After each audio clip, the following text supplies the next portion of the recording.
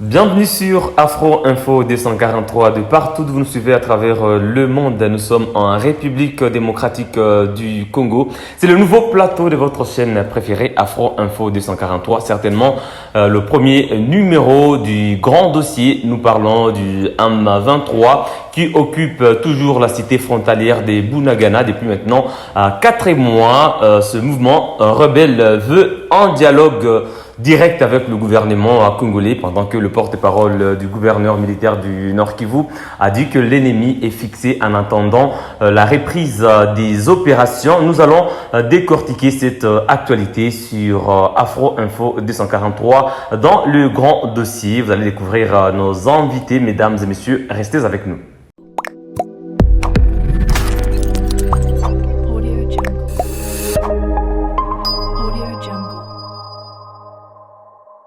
Encore une fois, bienvenue mesdames et messieurs. Je suis avec deux journalistes consultants basés dans l'Est de la République démocratique du Congo. À ma droite, c'est Benjamin Mungedi. Bonjour Benjamin et bienvenue. Bonjour Jospin, merci pour l'invitation. Pour nous, c'est un honneur, c'est un grand plaisir d'inaugurer ce beau cadre, ce joli plateau de Afro. En tout cas, nous sommes contents. Nous pensons qu'ici, nous allons passer un très bon moment et ça sera une très belle expérience pour nous. Merci Benjamin. À ma gauche, c'est monsieur Jovial Eliezer. Certainement, vous reconnaissez son visage.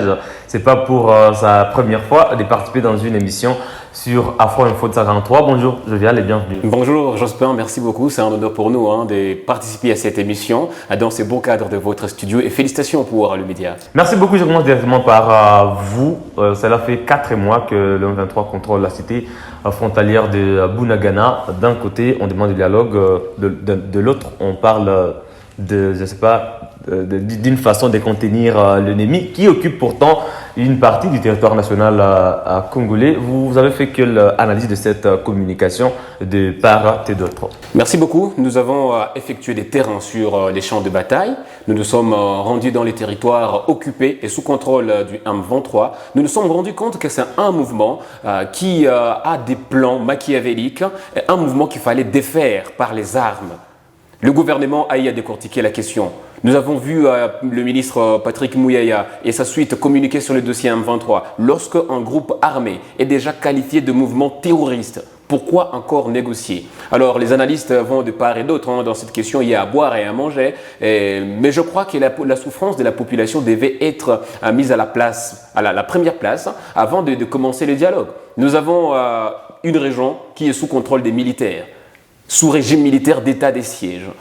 Alors, dialoguer avec les M23, c'est une façon de prouver l'inefficacité de FARDC, de chercher à museler, à diminuer encore une fois la capacité de forces armées de la République démocratique du Congo. Je crois que la souffrance de la population devrait être mise à la première place avant de penser dialoguer avec les rebelles. Nous avons été en contact avec la population civile du coin qui, elle aussi, n'est pas d'accord avec le dialogue. Voilà, je vais reposer la même question à Benjamin Mungedi, parce que vous êtes aussi des communicants, des formations, je le rappelle. Il y a le porte-parole du gouvernement militaire de Nord Kivu qui affirme que l'ennemi est fixé en attendant de répondre les opérations, mais le porte-parole politique du M23 évoque un dialogue ou négocie un dialogue avec le gouvernement congolais. Vous êtes de quel côté? S'il faut commencer par le départ, je crois que nous sommes en train de parler d'un mouvement ici qui n'est pas une rébellion. Parce qu'on parle de rebelle, soit une rébellion, lorsque c'est les enfants du pays, c'est-à-dire le Congolais, qui ne sont pas d'accord avec les actions peut-être du gouvernement, et on se décide de prendre les armes pour changer les choses. Mais avec le M23, il est prouvé, noir sur blanc, qu'il s'agit d'une armée composée essentiellement d'étrangers, c'est-à-dire à l'intérieur, il y a une partie des Congolais, il y a les Ougandais, il y a le Rwandais et consorts, qui ont un plan machiavélique, comme venait de dire le confrère Eliezer ici. On ne sait pas qu'est-ce qu'ils veulent vraiment, déjà au départ. C'est ce que nous ne comprenons pas. Alors, s'il faut dialoguer, par exemple, avec un mouvement qui n'est pas une rébellion, parce que le gouvernement congolais est clair, le M23, ce sont des terroristes, au fait. C'est un mouvement terroriste. Alors, je ne sais pas s'il faut négocier, dialoguer avec des terroristes, et avec quelle fin, au fait. Là, nous ne comprenons déjà rien du tout. Dialoguer avec les M23 pour quelle fin? Parce que ce ne sera pas un premier dialogue, nous le savons. On a essayé de dialoguer plusieurs fois, nous connaissons comment ces gens fonctionnent. Comment ils font, comment ils procèdent. Aujourd'hui, s'ils sont frappés par la RDC, nous savons par quelle voie ils vont fuir. Nous savons là où ils vont aller se réfugier. Nous connaissons comment ça se passe. Alors, ça sert à quoi de continuer, de tourner autour de la marmite alors qu'il y a une façon de prendre des mesures qui s'imposent pour trouver des solutions. Moi, je crois que, et plusieurs analystes l'affirment aussi, s'il faudra réfléchir comme un patriote et tout, les problèmes de M23 se situent à un autre niveau. Au lieu de dialoguer avec ces mouvements terroristes, je crois qu'il faut plutôt chercher les vrais auteurs du problème. Parce que nous avons suivi avec vous la déclaration, par exemple, de Guterres, qui est le numéro 1 de la MONUSCO. Lui, de l'ONU. De l'ONU, voilà, de l'ONU, pardon. Lorsqu'il dit, voilà, nous, les M23, c'est un mouvement qui a beaucoup plus de moyens logistiques, par exemple, plus que même la MONUSCO. C'est grave. Là, on essaye de dire que le M23 est plus fort que l'ONU. Parce que la MONUSCO, c'est une force onusienne. Quand le M23, en fait, les M23 disposent de moyens qui sont plus forts que l'ONU. Et d'une manière théorique, nous disons que ces M23 sont soutenus par le Rwanda. Si le Rwanda peut faire d'un mouvement plus fort que la MONUSCO, vous pensez que c'est les dialogues avec la RDC qui peut changer des problèmes, qui peut donner une solution? Peut-être le confrère aura un autre avis. Quand on parle de l'armement du M23, on ne le compare pas avec l'armement de la MONUSCO, parce que la MONUSCO n'est pas là pour faire la guerre. Je ne sais pas, je viens suivre vous à ce sujet-là d'armement. Est-ce que les propos de Guterres, est-ce qu'on n'est pas en train de trop lui en vouloir? Je crois que la République devrait plutôt prendre d'autres mécanismes pour traiter la situation. La question du M23 étant un arbre mais qui cache la forêt. Parce que les Nations Unies, selon les propos de Guterres, savent déjà de quoi ils sont en train de parler. Les propos de Guterres sont arrivés après les propos du porte-parole de la MONUSCO ici qui a affirmé la même chose. Après un temps, Guterres est aussi venu affirmer la même chose. Je crois que la République démocratique du Congo devrait plutôt amorcer des dialogues avec les vrais auteurs de cet acte. Parce que la rébellion du M23, excusez-moi de l'appeler rébellion, mais ce n'est pas une forme de rébellion. Parce que c'est un mouvement insurrectionnel que la République démocratique du Congo elle-même a qualifié de terroristes et puis des envahisseurs. La RDC ayant déjà connu le pays qui agresse, pourquoi encore dialoguer avec les M23 pendant qu'on connaît qui les envoie? Je crois que s'il faut aller... Et c'est là qu'il y a le problème maintenant, parce que le M23 demande un dialogue direct. Mais le gouvernement congolais mène ses démarches avec le Rwanda et l'Ouganda, parce que le processus de Luanda a déjà repris. Est-ce que le gouvernement congolais ne sera pas dans une confusion? Le M23 veut un dialogue direct avec lui, mais le gouvernement, lui qui sait déjà qu'il est dans le M23 soutenu par des pays, va vers ces pays. Alors le gouvernement doit se situer de quelle manière? Parce que là, ça devient une confusion et qui est paradoxale déjà. Écoutez, nous pensons que le M23 comme mouvement ne devait pas nous distraire. Nous savons comment ils font, je venais de le dire tout à l'heure. Si aujourd'hui ces gens sont sérieusement frappés, ils vont aller auprès de pays dont nous cherchons à dialoguer, franchement. Vous voyez? Donc je pense que c'est une très mauvaise option. S'il faudra dialoguer avec les terroristes du M23, genre les terroristes du M23, les gens qui dirigent et consorts, non. Au fait, à Lingala, on dit, excusez-moi, à Lingala, on dit, Somoni, Mwana Mouké. Ceux qui ne suivent pas Lingala. Somoni, Mwana Mouké, Telemela Mukolo, c'est que Moutouma Azana Simanae. Ça veut dire simplement que si tu vois un enfant, un petit enfant, se rebeller contre une grande personne, donc certainement il y a quelqu'un derrière qui est en train de donner un peu un coup de pouce. Les M23 est soutenu par des pays agresseurs que nous connaissons identifiés aujourd'hui. Donc la meilleure procédure, la meilleure procédure à prendre, c'est soit de dialoguer. Quand je parle du dialogue, c'est un dialogue franc. Pas avec le M23, parce que le M23 n'est rien du tout sans l'appui de ces pays que vous et moi nous connaissons. Il faudra dialoguer franchement avec le pays qui donne leur force, qui donne l'appui à ces mouvements terroristes. C'est la seule et l'unique façon de rétablir, de résoudre, de résolver les problèmes qui amorcent notre pays dans sa partie est. Mais quand on parle des dialogues, on parle des concessions aussi, monsieur Benjamin, je vais aller également, parce que même le M23 est venu d'un dialogue. C'était des dialogues entre le gouvernement congolais et le CNDP. Et puis après, vous êtes des Gaumes, vous le connaissez. Après, c'est devenu le M23 parce qu'il y avait des frustrations. Et quand on parle de dialogue aujourd'hui, il y aura des concessions parce que déjà, le M23 est dans une position de force. Le M23 occupe une partie du territoire national congolais, Bunagana et 6 autres localités du groupement des Djomba et Boueza dans le Rutshuru. Est-ce que vous ne pensez pas que dans cette concession, il y ait encore une intégration des rebelles au sein des FARDC? Alors, il est dit que quoi que la guerre soit longue, elle finit toujours par des discussions autour d'une table. Certainement, la République démocratique du Congo devrait prendre l'option de dialoguer avec le M23, mais pas directement avec les M23. L'arbre déjà qui cache la forêt étant déjà connue. Je crois qu'amorcer les dialogues, ça devait nécessairement être avec le Rwanda, le pays qui a directement été cité par la République démocratique du Congo. Alors, il y a un danger qui est en train de se planifier dans ces cas, parce que lorsque nous allons dialoguer, il y aura encore des rebelles qui vont intégrer les institutions, qui vont intégrer encore une fois les forces armées de la RDC pour le fragiliser davantage, et la population sera en train de perdre. L'histoire du M23 est bien connue, l'origine du M23 est bien connue depuis les 2 août 1998, lorsque la rébellion de RCD est venue s'installer ici à Goma. Ce sont des changements, ils vont des changements en changements, ils changent de nom, ils changent des animateurs, mais jamais les troupes sur les sols congolais. Les troupes qui sont en train de venir agresser la République démocratique du Congo sont entrés depuis 1997 avec M. Laurent Désiré Kabila, le RCD qui devient CNDP, le CNDP qui devient aujourd'hui M23 qui a été fragilisé vers 2012-13 comme ça. Aujourd'hui, il change de nom. Ça veut dire cet arbre qui cache la forêt ne représente rien du tout. C'est cet arbre plutôt qu'il faut couper pour amorcer d'autres frappes. Alors, il faudrait engager la guerre, la République démocratique du Congo, ayant déjà déclaré ouvertement le Rwanda comme pays agresseur, devait engager la guerre contre le Rwanda.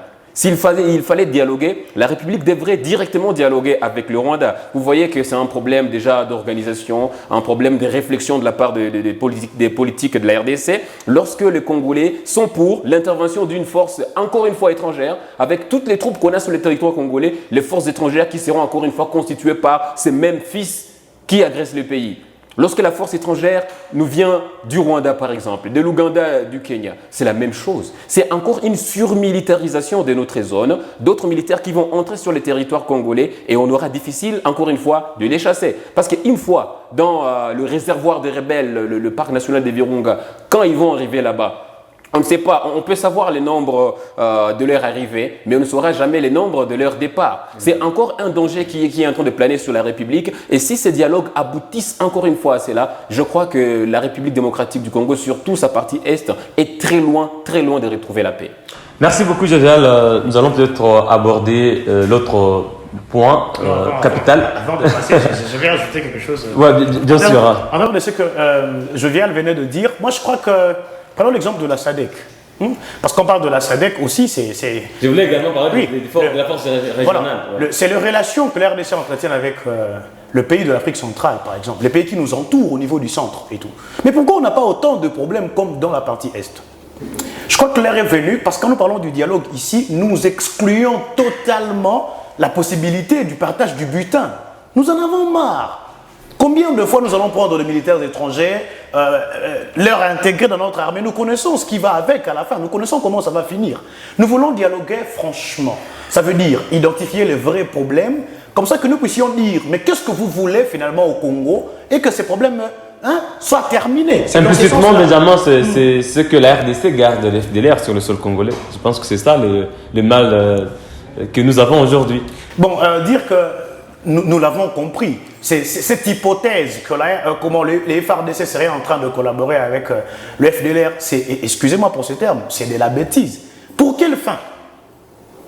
La République démocratique du Congo est un pays pacifique. Les peuples congolais... Et puis ils sont combien, ces FDLR voilà, aujourd'hui? Parce que beaucoup ne sont plus dans la forêt, beaucoup ont été neutralisés dans le Walikale et Massissi aujourd'hui. Les FDLR qui restent sur le sol congolais, c'est dans le parc des Virunga. Raison pour laquelle je venais de dire que cette hypothèse, ça c'est une hypothèse créée par le Rwanda pour embrouiller les choses. Vous pensez aussi que les FDLR ne posent pas problème dans cette démarche Ça c'est un rebond. Moi je pense plutôt que la question de FDLR ne devrait même plus faire partie des débats dans ces pays. Le FDLR n'existe plus. Depuis 1994, lorsqu'ils sont entrés sur les sols congolais, ça fait plus de 20 ans maintenant qu'ils sont là. La plupart, ils sont déjà morts. D'autres ont vieilli, ouais, bien sûr. Les enfants qui sont nés de ces FDLR ont déjà pris des femmes ici chez nous. Ils ont constitué déjà la population civile ici. Alors moi, je crois que la question du FDLR ne devrait pas être prise comme quelque chose pour attaquer le pays. Combien de fois nous avons enregistré des attaques du FDLR sur les sols rwandais? Nous n'avons jamais... Et puis à l'époque, la RDC permettait à l'armée rwandaise de venir pour traquer les FDLR, je me rappelle. Les opérations Umo Jawetu. Oui, oui. Les forces armées rwandaises sont entrées sur notre territoire. Beaucoup d'éléments, mais pour rentrer chez eux, combien sont rentrés? C'est ça. Il y a encore un problème qui survient de là. Ces forces sont en train de venir ici chez nous, s'infiltrer dans nos rangs, et puis demain, boum, c'est une autre rébellion qui éclate. Ce sont ces mêmes militaires que nous faisons venir ici qui deviennent encore des rebelles. Nos bourreaux. La question de FDLR est déjà terminée et je crois que le Rwanda a déjà demandé ces dialogues directs avec la RDC pour cette question des FDLR. Nous avons suivi une sortie médiatique du ministre rwandais des Affaires étrangères parlant de la question de FDLR. Lui, il n'a pas refusé que les troupes rwandaises sont sur les sols congolais en train de combattre le Rwanda. Il a directement affirmé.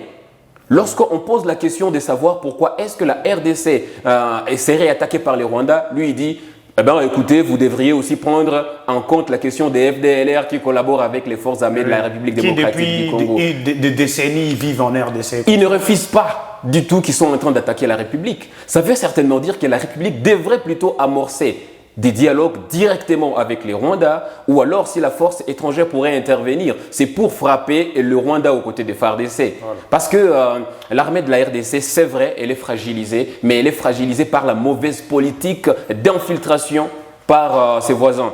Évidemment. Si nous trouvons la question... il n'est pas difficile de les détecter. Nous avons une population qui collabore vaillamment avec les forces armées de la RDC. Dans ces régions où les opérations sont en train de se faire, la population est en train de collaborer vaillamment avec les forces armées de la RDC. Nous avons combien d'hommes? C'est ça aussi les problèmes. Dans les rangs des forces armées de la République démocratique du Congo, nous avons combien d'hommes?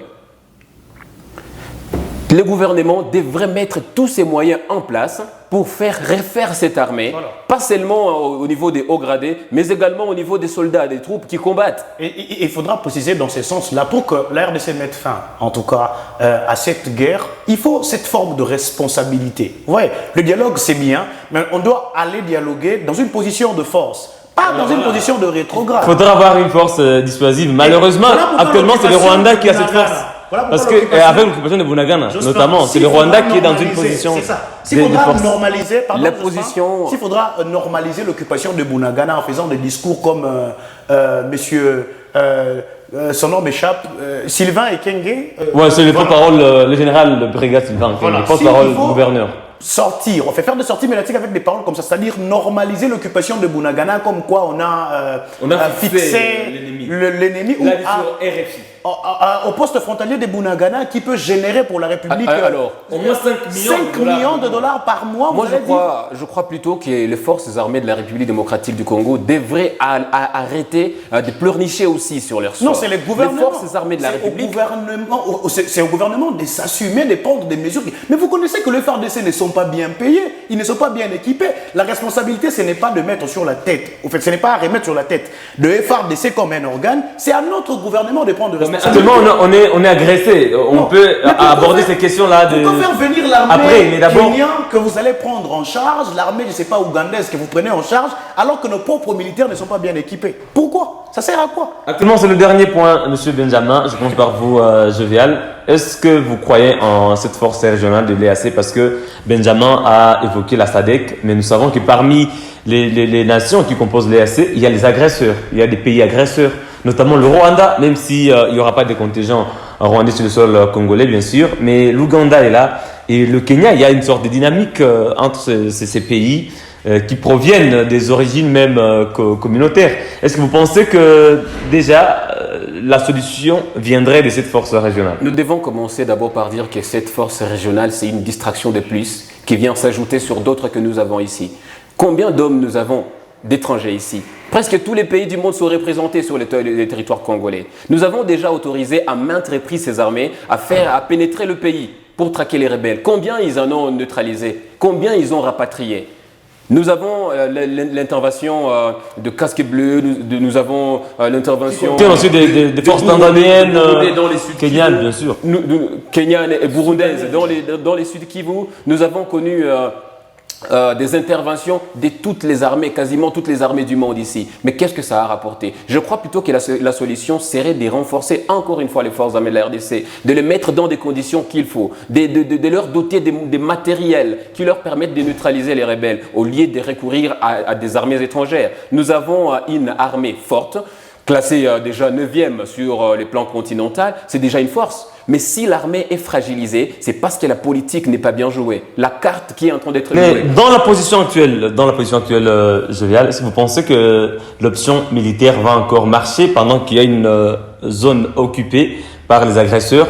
Vous ne pensez pas que l'option diplomatique est vraiment mieux placée pour résoudre cette question? Parce que si on part par les armes, déjà avec cet armement du M23, chanté par l'ONU, par la MONUSCO, est-ce que vous ne voyez pas que la RDC ne saura pas avoir cette force dissuasive sur le plan militaire? C'est déjà une honte pour la République démocratique du Congo de voir une de sa partie occupée, une partie sous les régimes militaires d'état de siège. Pendant 4 mois. C'est déjà quelque chose qui ne marche pas. Ouais. Et je crois que la République devrait revoir sa façon de jouer les cartes. Et l'option militaire est la seule option qui puisse mettre fin totalement à ces aventures du M23. L'option politique a déjà été prise à maintes reprises. Mais qu'est-ce que ça a donné comme résultat? Ce sont ces rebelles avec qui nous négocions qui demain redeviennent autre chose. Je crois que la RDC devrait revoir et refaire son armée. Nous avons vu la façon dont les chefs de l'État, commandant suprême, a réaménagé son armée avec de nouveaux généraux. Je crois qu'il faut faire de même et continuer à mettre la pression sur l'armée en vue de neutraliser elle seule ces groupes armés. Ce sont les fils du pays qui doivent mourir pour leur pays. Oui. Un étranger ne viendra pas se battre pour le Congo qui ne l'appartient pas. Nous avons évoqué ces cas récemment. Lorsque un député tanzanien est sorti et pour dire comment est-ce que ces gens doivent rester ici chez nous en train de prendre la bière, en train de danser dans des bars, alors que chez eux ça brûle et que ce soit encore nos enfants qui aillent mourir sur les sols congolais. Nous avons connu l'intervention de la brigade internationale. La Tanzanie était dedans, l'Afrique du Sud et le Malawi. La FIB, la force de la MONUSCO. Ils avaient pour mission de neutraliser les groupes armés aux côtés des forces armées de la RDC. Mais quand les Nations Unies sont en train de dire que le Rwanda, les M23 sont plus armés que les forces des Nations Unies, est-ce que le Rwanda produit des armes? Est-ce que les M23 vont payer des armes officiellement auprès des pays qui en produisent? Mais après, c'est la MONUSCO qui communique encore que la RDC n'est pas sous embargo. La RDC peut acheter des armes pour défendre l'intégrité de son territoire. C'est ce qu'ils disent. Mais qu'est-ce qui manque aussi à la RDC? Qu'est-ce que nous observons sur les champs? Je crois que c'est un complot à grande échelle qui est joué et la MONUSCO n'est pas vraiment innocente là-dedans. Elle doit avoir quelque chose des partis. Et la population RD congolaise doit être très vigilante en cette période. Voilà. Les forces armées de la RDC doivent être bien équipées et se battre pour la République et non pas rester en train de tendre la main pour libérer les pays. Vous êtes d'accord sur l'option militaire, mais nous allons revenir sur la communication du porte-parole du gouverneur militaire. Nous allons prendre la bonne partie de cette communication. Nous fixons l'ennemi en attendant la reprise des hostilités ou des opérations militaires. À quand la reprise de ces opérations? Est-ce que vous pensez que maintenant, c'est le bon moment? Bon, moi je crois que, avant de répondre à votre question, je vais essayer un peu de rebondir sur ce que je venais de dire. Le discours du président de la République, lors de son échange avec ou de son adresse pas là-bas avec le confrère. Non, je parle de son échange avec le confrère de France 24 et de RFI parlant de la force régionale. C'est certainement après son discours. Exactement. Le président de la République était serein, disant que d'ailleurs l'armée kenyane va entrer par Bunagana. Il le disait étant très serein. Ils entreront par Bunagana et tout, ce qui voulait insinuer un tout petit peu que ça serait la reprise de Bunagana. Aujourd'hui, ils sont sur le sol congolais, je me demande s'ils sont entrés par où. Ce que le porte-parole du gouverneur n'a pas affirmé sur le même média, sur RFI. Voilà, je rentre pour dire qu'on a normalisé l'occupation de Bunagana. Vous savez, il s'agit ici d'un mouvement terroriste. Nous ne savons pas qu'est-ce qu'ils sont en train de faire réellement de cette cité de Bunagana en ces moments. Nous normalisons, on ne sait pas ce que ça peut créer demain ou le lendemain. Je crois que l'ère est venue où fixer l'ennemi, le Congo est trop grand. Non? Il y a beaucoup de stratégies à prendre. Fixer l'ennemi, ça veut dire que l'ennemi garde ses positions et les FARDC gardent leurs positions. C'est ce que je pose comme question. L'ennemi est en train de garder cette position où? Mais on sur parle, le territoire congolais. on parle du poste frontalier de Bunagana. Et oui, un endroit six tellement, autres localités. voilà, un endroit tellement stratégique qui peut générer à la République plus de 5 millions de dollars par mois. Est-ce qu'on peut voir les choses de cette façon et dire que ben voilà, on a positionné l'ennemi là où on est en train de perdre beaucoup d'argent comme ça et tout. Et puis, il y a une bonne population de la RDC qui vit dans cet endroit et qu'on sort la transmission des valeurs et tout. Est-ce qu'on peut s'imaginer ce que cette situation peut créer dans les jours à venir? Voilà, les revenus où notre pays, notre gouvernement doit prendre ses responsabilités entre ses mains, saisir le taureau par ses cornes. Je crois que l'opération militaire est nécessaire. Moi, je n'essaie pas d'exclure totalement la procédure diplomatique parce que c'est aussi une solution.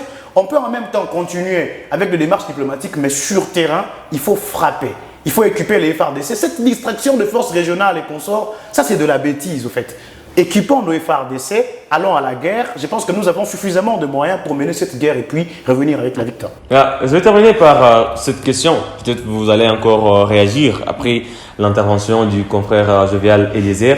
Si les FARDC sont arrivés à contenir l'M23 en 2013, vous pensez que c'est possible aussi en 2022 avec les armes dont nous disposons et puis avec cette autorisation qui a été dévoilée par la MONUSCO que nous avons à nous procurer des armes? Écoutez, mais qu'est-ce qui a changé dans les rangs des forces armées de la RDC? C'est la même armée qui a défait les M23 en 2013 que nous avons. Les Congolais qui sont prêts et capables de mourir pour leur patrie. Seulement ces Congolais sont victimes d'une politisation mauvaise des forces armées. Je crois que l'heure est venue. Il n'y a pas un bon moment pour la République de défendre son territoire, plus que quand elle est agressée. Les forces armées, c'est déjà trop. Et on ne sait pas ce qui est en train de se préparer là-bas. Ça peut encore rebondir et nous faire une autre mauvaise surprise ici. Les forces armées de la RDC, nous avons suivi d'abord un militaire qui était en train de se plaindre, disant que Bunagana, nous ne l'avons pas quitté parce que nous avons été pas vaincus par les armes, mais parce que nous avons reçu ordre de rentrer. C'est par là qu'il faut commencer à refaire cette chaîne de commandement qui n'arrive pas à contenir les rebelles, qui n'arrive pas à défendre et qui fait tuer les enfants du pays gratuitement. L'EDF, c'est un mouvement terroriste, une branche de l'État islamique dans la partie centre-Afrique, mais n'a jamais occupé Kasindi. Pourquoi le M23 peut occuper Bunagana aujourd'hui? Je ne sais pas si vous avez une réaction par rapport au propos de c'est parmi tant de questions que nous continuons à nous poser. Raison pour laquelle nous réaffirmons pour une nouvelle fois sur ces plateaux que les problèmes du M23, ce n'est pas seulement le Rwanda et l'Ouganda tels que nous les pensons. Il y a un vrai problème, il y a de vrais commanditaires qui doivent être identifiés. Voilà, quand nous parlons du dialogue, ces dialogues doivent vraiment être francs. Vous avez parlé, on connaît les moyens dont disposent les EDF par exemple, qui se réclament d'ailleurs une branche de l'État islamique en RDC, mais ils n'ont jamais... Confirmé même par les États-Unis. Exactement, ils n'ont jamais occupé Kasindi, ils n'ont jamais occupé, parlons du territoire de Beni en général, Irumu et consorts, jamais. Mais comment est-ce que le M23 ont pris cette audace? Et il faut dire ici qu'il y a un général d'armée de FARDC qui est aujourd'hui en prison sous prétexte qu'il devait donner les go pour que ces gens puissent rallonger jusqu'à Goma. Ça reste des présomptions. Oui, et je le dis ici. Ouais. Ça se dit, ça circule comme ça. Et c'est là. On ne sait pas encore pour quelle raison. Exactement. Voilà. Cela prouve à combien ces mouvements est dangereux. Prenons les choses comme ça. Ouais. Donc, comme je venais de le dire, je crois que l'heure est venue où il faut prendre nos responsabilités en main et puis de faire ces groupes terroristes, j'allais dire groupes armés d'ailleurs. Voilà, j'allais terminer par là, mais il y a une question qui me préoccupe. Avec toutes ces forces qui sont rentrées et intégrées dans l'armée, j'ai entendu dire par certains confrères dans l'opinion que si les FARDC avançaient vers le Rwanda, il y a beaucoup de ces généraux congolais, de ces colonels, des militaires qui peuvent aller du côté du Rwanda pour aller aider leur pays. Est-ce que vous ne pensez pas que cette intégration aussi des rebelles dans l'armée est en train de nous coûter cher aujourd'hui? Nous l'avons dit dès le départ, les forces armées de la RDC sont fragilisées par une mauvaise politique. Et les forces armées de la République, c'est un secteur clé pour la défense de la patrie qui ne devrait pas contenir des étrangers. Voilà pourquoi j'ai dit que les chefs de l'État, commandant suprême des forces armées de la RDC, devaient revoir sa manière de gérer cette armée. Les forces armées de la RDC, il faut l'assainir, il faut balayer ces infiltrés, ces intrus dans les forces armées de la RDC. Qui n'ont pas été formés, qui n'ont même pas de niveau d'études, mais qui occupent des hautes. On ne doit pas faire seulement une armée où tout le monde est officier. Qui va commander qui? Quand il va commander? Et puis trop de communication tue la communication, dit-on. Les forces armées de la RDC ne devraient pas jouer les rôles de la société civile. L'armée ne doit pas se plaindre. Je vois, chaque fois, nous trouvons des communiqués des forces armées qui disent: notre position située telle part a été prise à partie par les rebelles, nous avons été attaqués. Pourquoi vous n'attaquez pas? Est-ce que les rebelles sont les seuls à avoir l'option d'attaquer en premier? Les forces armées de la RDC ont la mission de défendre l'intégrité du territoire national. Ça veut dire que ce sont elles qui doivent lancer en premier les attaques contre les groupes armés avant de répliquer. Et donc, la communication doit être aussi revue. Les forces armées de la RDC ne doivent pas beaucoup communiquer pour se plaindre, plutôt communiquer sur les actions concrètes qu'elles ont posées et donner les résultats. Parlons un tout petit peu de cette communication qu'évoque que Jovial. Nous sommes en période de crise. Mais il y a une crise. Ce n'est pas tout le monde qui devait communiquer. Ça aussi, c'est un problème. Mais avec cette situation que nous vivons, Patrick Mouyaya communique. Sylvain Ekenge communique. Le président de la République communique. Et on ne sait pas nous sommes dans quoi. Et le mal est tellement profond du fait que toutes ces communications ne sont pas commodes. Voilà. Il y a beaucoup de points de différence et qu'on sort, nous n'arrivons à rien capter, à rien comprendre. Nous sommes en crise. Le gouvernement congolais devait comprendre que quand il y a crise, nous avons besoin d'une seule tête, une même voix, une seule personne. Ça nous permettra d'être fixés, de savoir que voilà, c'est sur cela que nous devons marcher. Mais aujourd'hui, le président de la République passe, il dit ce qu'il veut. L'autre, Sylvain Ekenge, il dit. Njik aussi, qui communique.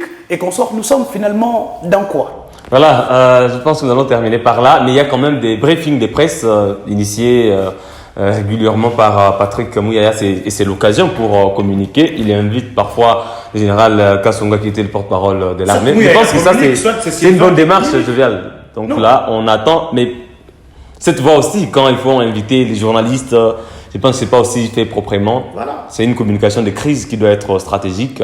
Voilà, c'était un plaisir de partager avec vous sur ces sujets aussi sensibles du M23. J'étais avec Benjamin Mungedi et Jovial Eliezer. Merci beaucoup, très chers confrères.